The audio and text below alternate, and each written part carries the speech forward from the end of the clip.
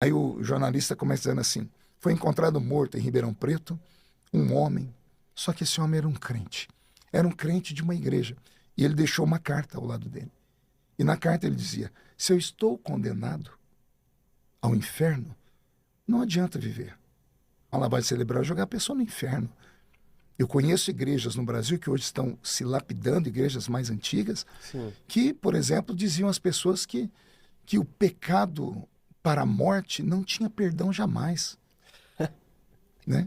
Eu vi, ninguém me Meu falou, eu vi, Deus. eu estava num culto em Ribeirão Preto, num culto de batismo, quando um homem entregou a vida para Jesus na hora do apelo, era um domingo à tarde, e ele chamou o pastor e contou a história dele no ouvido do pastor, e o pastor pegou o microfone e disse: irmão, é de uma outra igreja, não vou falar o nome da igreja por ética, Sim. mas ele adulterou, e ele disse que na igreja dele não tem mais perdão. Então nós vamos orar por ele, porque o sangue de Jesus o perdoa, porque ele está arrependido. Oramos por ele no domingo. Na segunda-feira, lá no interior de São Paulo, eu escutava um programa de rádio chamado Balanga Beiço. Balanga Beiço. Olha só, Balanga Beiço, era programa de fofoca, né? Sim, E eu entendi, Balanga Beiço. Balanga Beiço, né? Porque a pessoa tá falando Sim. fofoqueiro, né? Aí todo mundo ficava assistindo, o interior assistia, ouvia, né?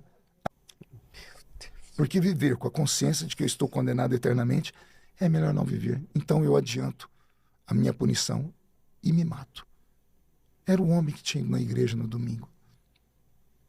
Os pastores falaram para ele, tiveram uma interpretação estranha e fizeram um papel de Deus na vida dele. E aí, quem dará conta dessa? Como outros, eu tenho 1 milhão de histórias como essa, porque como eu conto muita história quando prego, as pessoas vêm e desabafam comigo. Eu tenho uma história, André, muito triste sobre essa questão de dogmas, Sim. né? Um pastor lá na cidade de... Não, vou segurar a cidade, no estado de Minas Gerais. Boa. Pastor, presidente de um campo, de um ministério muito conservador, e a filha dele casou bem com um rapaz que era um bom trabalhador, o rapaz era diácono da igreja. 1 ano de casado, a menina foi e contou para o pai: pai, ele não é um homem normal porque ele me bate e eu quero levar ele na delegacia. E o pai falou: pelo amor de Deus, minha filha, não faz isso, vai acabar com a igreja do pai. Então, pai, eu vou deixar ele. Não, minha filha, se você deixar, você não pode deixar, a não ser por alguma coisa séria que está escrito sobre divórcio e tal. Pai, o que eu faço? Vamos orar que Deus vai te ajudar. Deus. Mais alguns meses, ela falou: pai, ele agora está me batendo, ele está me deixando marcas. Eu vou da delegacia. E o pai não deixou. E o pai falava, também não deixava ela largar. Não, vamos confiar que Deus vai fazer. Não, nós vamos orar, porque olha o nome da igreja, olha o pai, o que a gente faz? Até que um dia bateram a porta da casa do pastor, o pastor abriu a porta, era a polícia. O senhor é pai da fulana de tal? Sim, sou. O senhor poderia nos acompanhar até o hospital? Por quê?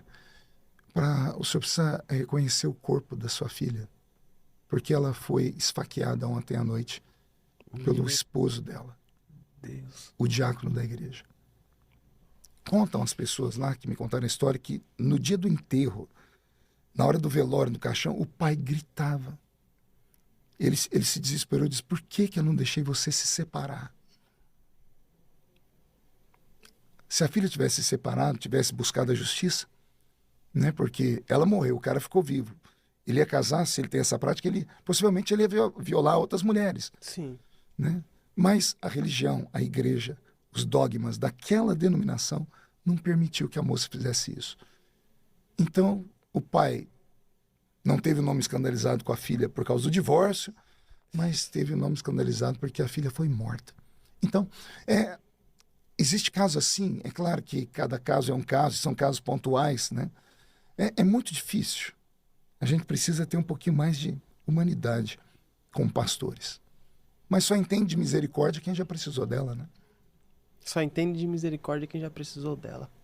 Então, quando você vê uma pessoa que ela é impiedosa, ela não tem piedade de ninguém, é porque essa pessoa nunca precisou. Não é que ela seja santa, não. É porque ela sabe fazer as coisas direitinho, né? Ela sabe pecar. Olha o que eu vou falar aqui agora. Cara, isso é Tem foda. gente que sabe pecar. Meu Ela Deus. consegue esconder tão bem, né? Então essas pessoas geralmente são hipócritas. É a psicologia reversa. Quando você vê um pastor pregando muito sobre um assunto, batendo muito ali, comece a orar por ele. pode ser que ali seja a fraqueza dele. É a psicologia reversa. O mal que eu temia me sobreveio. Então, o que eu faço? Eu ataco esse mal com a minha boca, tentando causar uma mudança em mim mesmo. Não quero que aconteça com você o que pode acontecer comigo a qualquer momento. E daqui a pouco, só Deus. Então, é muito perigoso isso.